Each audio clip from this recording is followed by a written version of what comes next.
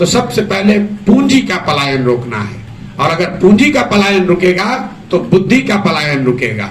मैं आपको एक उदाहरण दे रहा हूं। बुद्धि का जो विजन है कि बिहार में पूंजी के पलायन को रोककर बुद्धि के पलायन को रोका जा सकता है, और जिस दिन बुद्धि का पलायन रुका वहां अपने आप यहाँ पर लोगों को रोजगार मिलने लगेगा।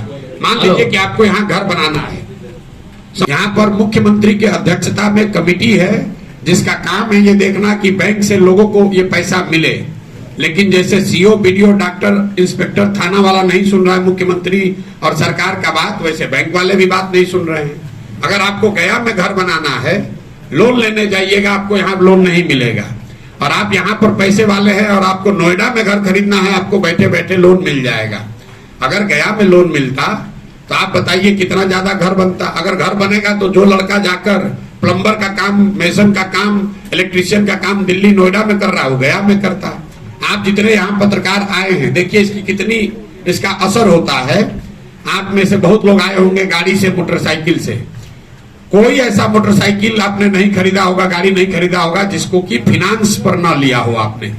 अगर आपको फिनांस ना हो तो कितने लोग गाड़ी और मोटरसाइकिल खरीद पाएंगे। मूल में है पूंजी का पलायन। जब तक यहाँ पर लोगों को सस्ती और सुलभ ऋण नहीं उपलब्ध कराया जाएगा तब तक यहाँ पलायन को नहीं रोका जा सकता। ये जो सरकारी नौकरी का झांसा लोग दे रहे हैं, ये आंकड़ा याद रखिए। यहाँ ये मूर्खों की नगरी बना दिया है यहाँ के नेताओं ने। मेरे भाई, जो लोग कह रहा है कि नौकरी दे देंगे, 75 साल 78 साल हो गए, बिहार में चपरासी से लेकर मुख्य सचिव तक जितने लोग सरकारी नौकरी कर रहे हैं सबकी सूची बनाइएगा तो संख्या होती है करीब करीब 23 लाख। 23 लाख लोगों को बिहार में सरकारी नौकरी मिली हुई है।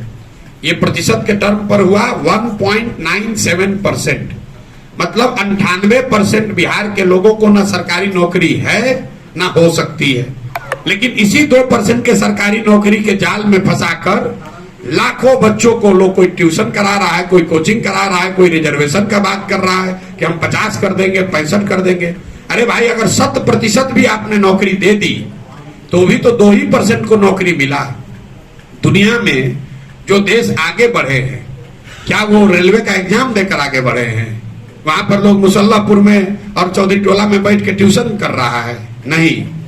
जिन देशों में तरक्की हुई है वहां पर बच्चों को पढ़ाने की बेहतर व्यवस्था कर दी गई, और यह सुनिश्चित किया गया कि पढ़ने लिखने के बाद रोजी रोजगार अगर आप करना चाहें तो सरकार की जो पॉलिसी है, जो पूंजी का सपोर्ट है, जो व्यवस्था है, वो आपको सपोर्ट करे ताकि आप अपना रोजी रोजगार कर सकें। उससे यहाँ पर गरीबी और पलायन खत्म होगा। सरकारी नौकरी का रेवड़ी बांटने से कुछ होने वाला नहीं है। ये समाजवाद के नाम पर, सामाजिक न्याय के नाम पर ये रबड़ी दिखाते हैं कि हम तुमको 10,000 आदमी को नौकरी दे देंगे, 1 लाख आदमी को नौकरी दे देंगे। अरे भाई, मान लो एक बार को 1 लाख का दे भी दोगे तो बिहार में तो 13 करोड़ लोग रहते हैं।